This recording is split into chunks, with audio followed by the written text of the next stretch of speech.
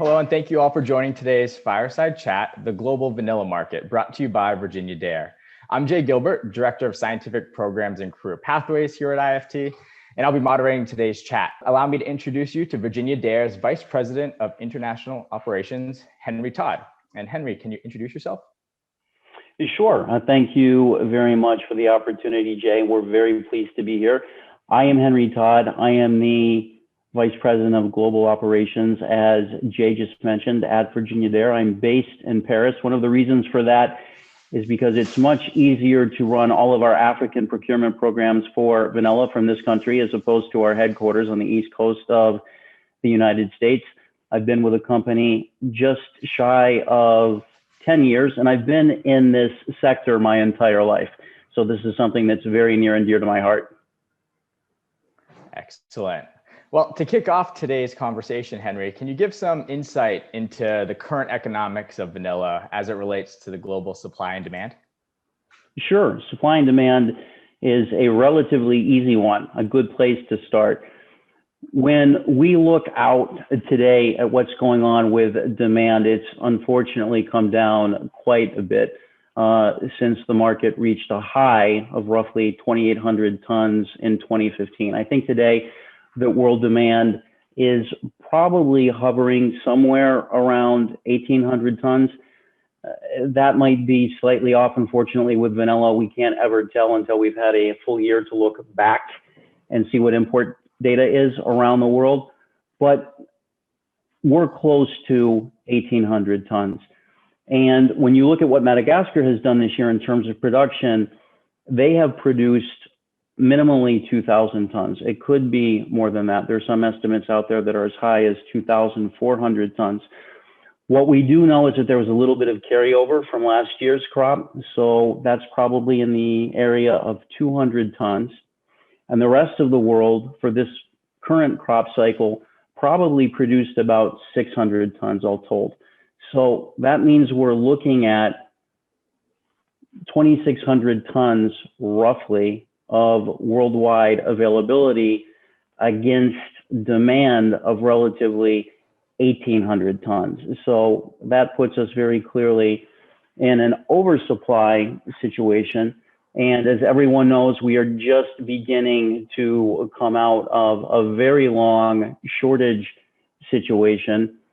So we are oversupplied. One of the things I think that's important to look at is where we'll be. We're not always just looking, of course, at where we are now or even in the next 6 months, or we'll be in the next 6 months. We try to look out even further. Where are we going to be in the next year and a half? And what's interesting when we have a look at supply and demand right now, we're just ahead of the 2021-2022 crop that will start in July. And that crop should be 2,000 tons again.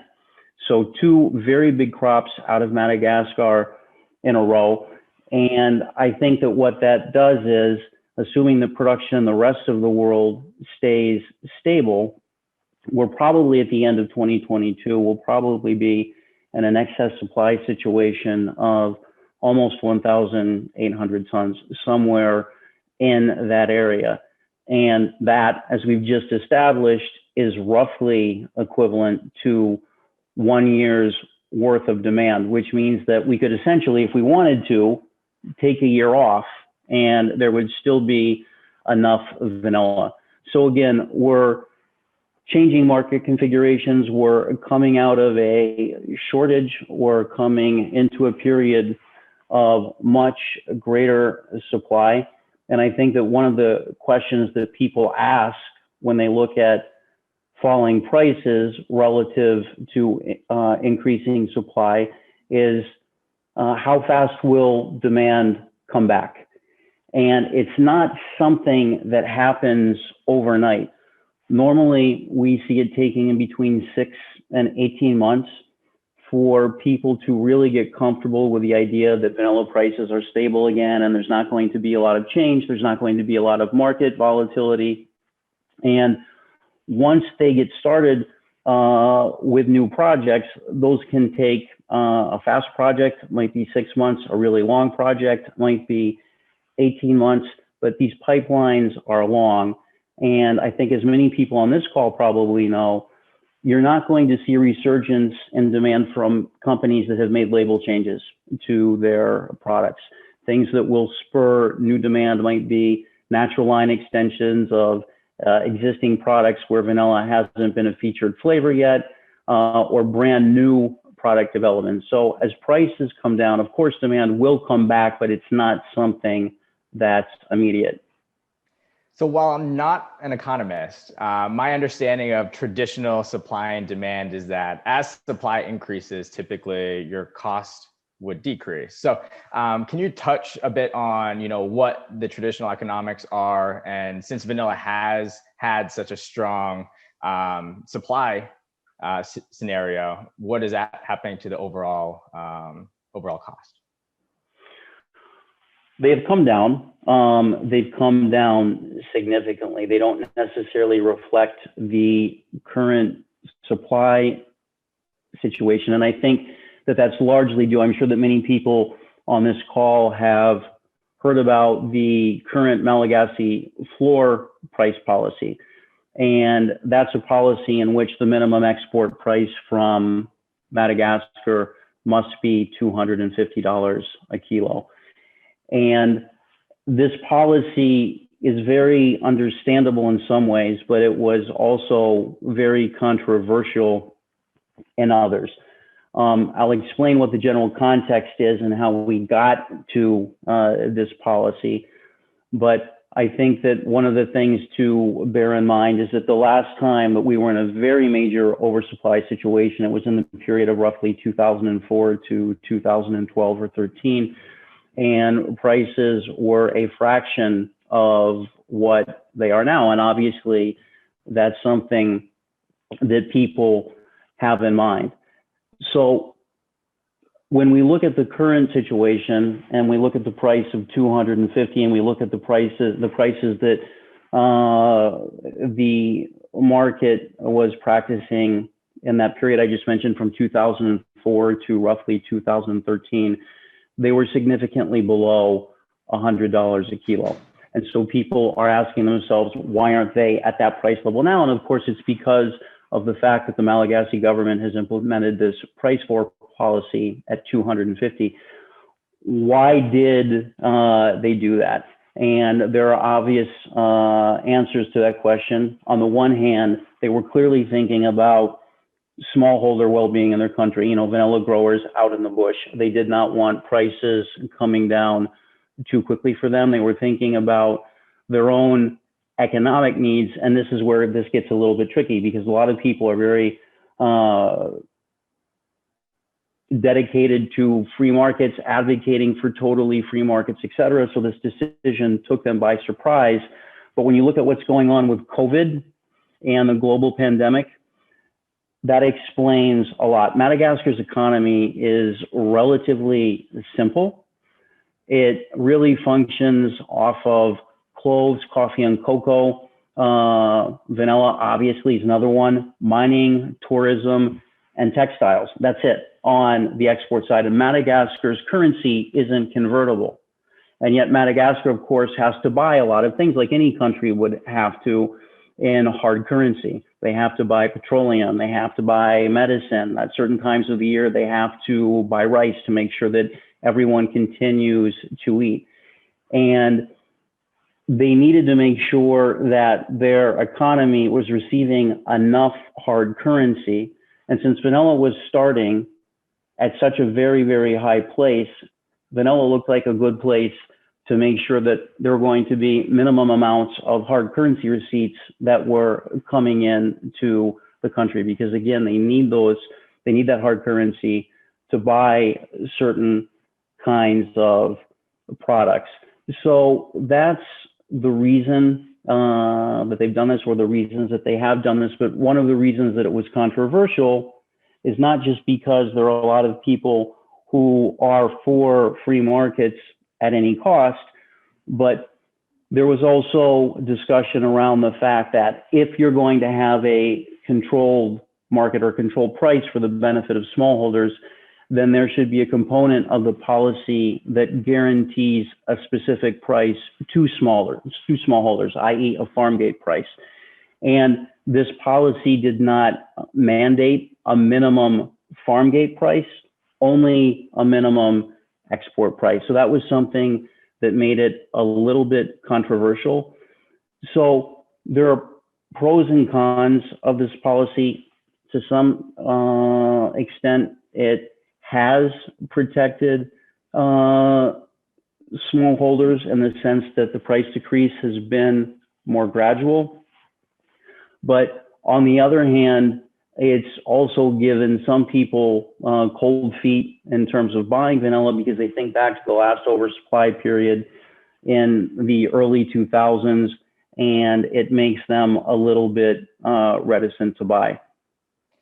So building off of the supply management tool, can you expand upon that a bit? Because it does sound like with vanilla making up 10% of the GDP of Madagascar, these policies were implemented in good faith to an extent. But what are some examples of the supply management tools that have potentially worked based off of other commodities or in other locations around the world? That is a great question. I've touched on a couple of topics that I'm going to bring back out to answer your question, Jay. First of all, as we just pointed out, this policy in some ways was created to protect smallholders, but as we just said, it's not as cut and dried as that, because we've got to take buyer psychology into consideration. Commodity buyers are always looking at supply demand dynamics. That's simply what they do. And right now, the numbers I've just shared with the group, I don't think are a big surprise to anyone. Everyone very carefully follows supply and demand, and everyone kind of knows where they are, and everyone feels that looking simply at supply and demand, that they should be lower. And when you look at the supply management side of things, there are models that we can look to. Some are very highly thought of. Others have a lot of detractors. A couple cases in point, I can give you 2 or 3 examples. One which is controversial, one which is good but probably doesn't fit Madagascar's case, and another one that does. A model that's also controversial right now is the West African cocoa model. There's something called a living income reference price that maybe I'll have a chance to talk about during this talk, but it's $400 a ton for cocoa, and that was calculated using living income reference price methodology. And a lot of people are saying, look what's happened in the West African situation. The price is too high. People don't want to buy. The market's very sluggish, et cetera, et cetera, et cetera. That could be an overly simplistic view, because just like a lot of markets have been impacted by COVID, cocoa is obviously no exception. And certain segments of the chocolate market are very much down. So is it the fact that prices are too high using this living income reference price methodology? Or is it simply that demand is sort of sluggish? It's a large debate, but that model does have its detractors. You can look at other models. I can use the Canadian dairy farm model, for example. They have what they call their stool, i.e. a milking stool, and the stool has 3 legs to it. It's all about volume, price, and imports. They're the 3 things that they control to make their market stable, to take a lot of the volatility out of the market. They try to control price the best that they can. There are price calculations that are made, but they also try and implement production quotas, and they try to limit, of course, the amount of imports that come into Canada with regard to milk. That's where it doesn't necessarily fit the Malagasy situation, because everyone who's buying vanilla from Madagascar, all that vanilla is coming out of the country. So it's not a product for local consumption.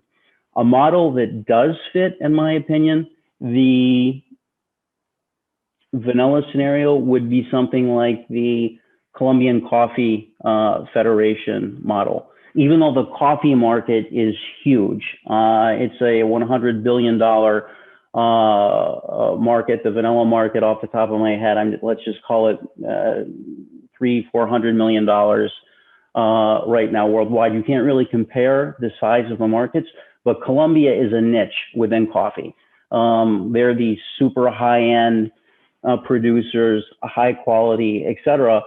And what they have done is tried to keep everything in the private sector.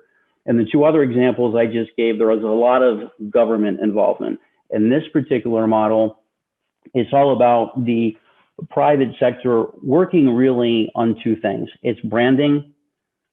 Colombian coffee is different. Colombian coffee is premium. And they really try and work very closely with growers to help growers make better decisions about producing, when they should be producing more, when they should be producing less, et cetera. There aren't firm mandates in terms of quotas about what can be produced or exported, but there is a lot of dialogue about what appropriate quotas would be. And I think that some exporters are nudged from time to time. So I think those two situations, meaning vanilla and Colombian coffee, they're kind of analogous, and the Colombian coffee model works.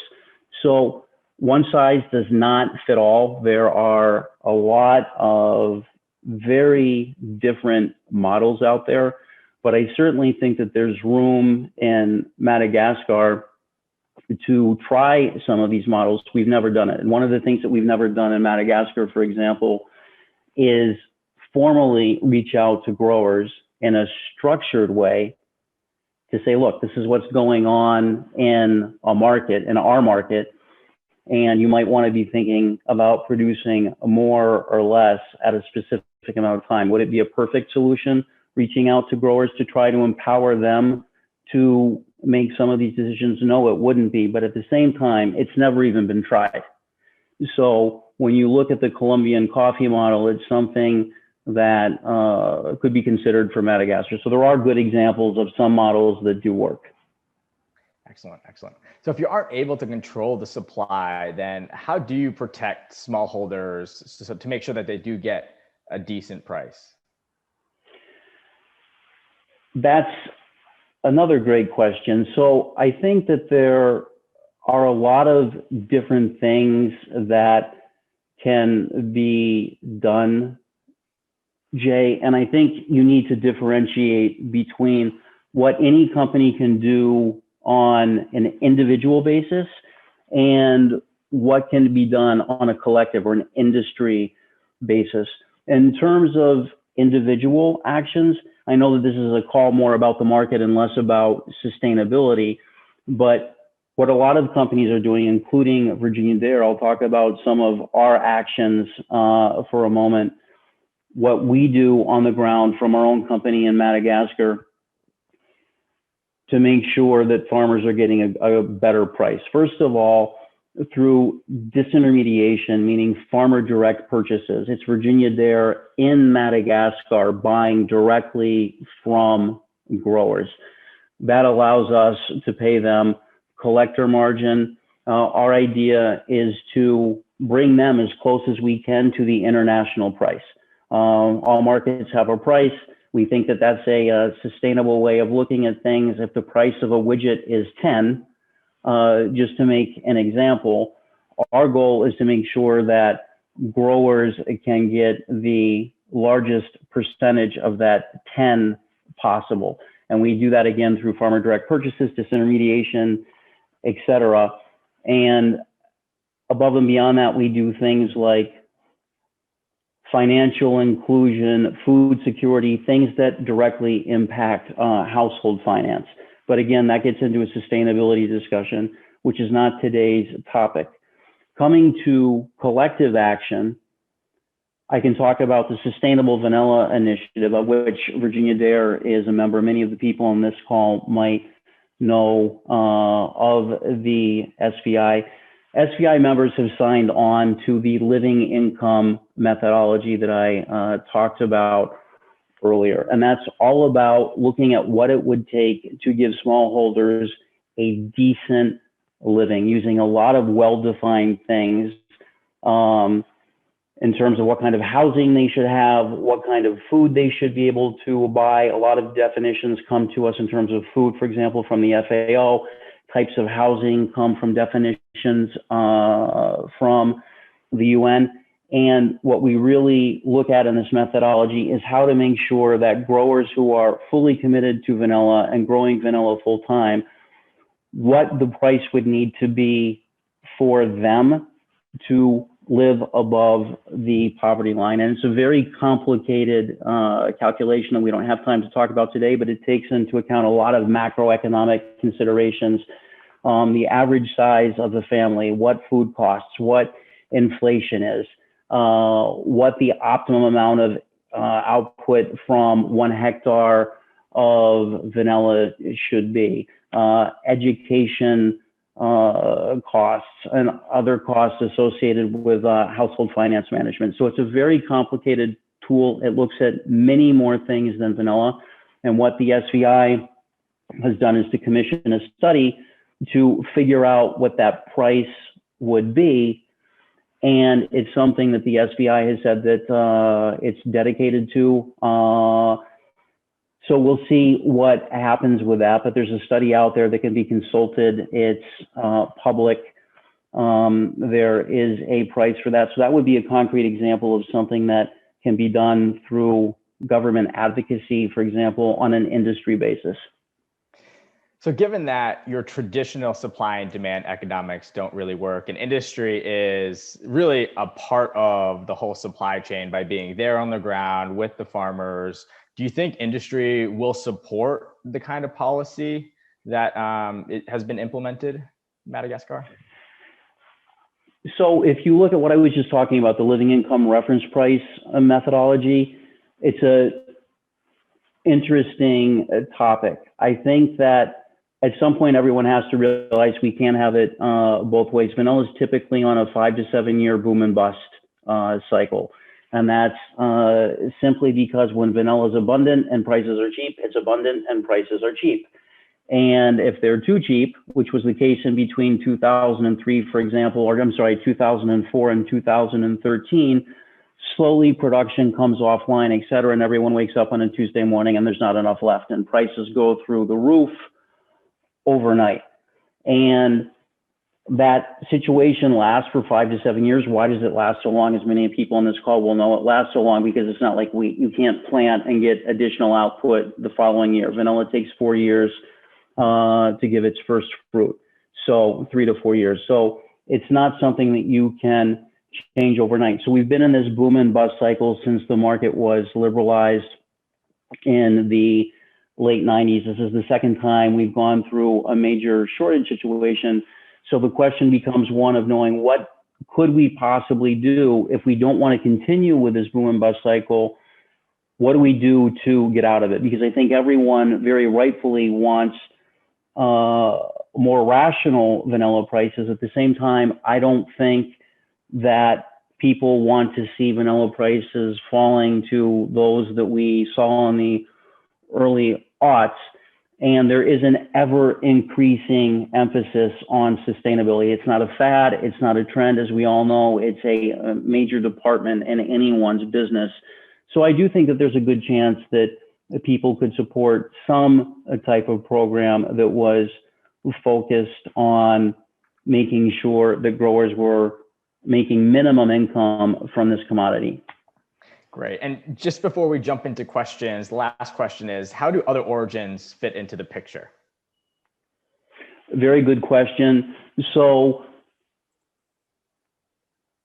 it's important to recognize that other origins aren't going to just come out of the market because prices have come down. And particularly with regard to the minimum floor price policy, a lot of growers around the world might even still be planting vanilla because they see what prices are being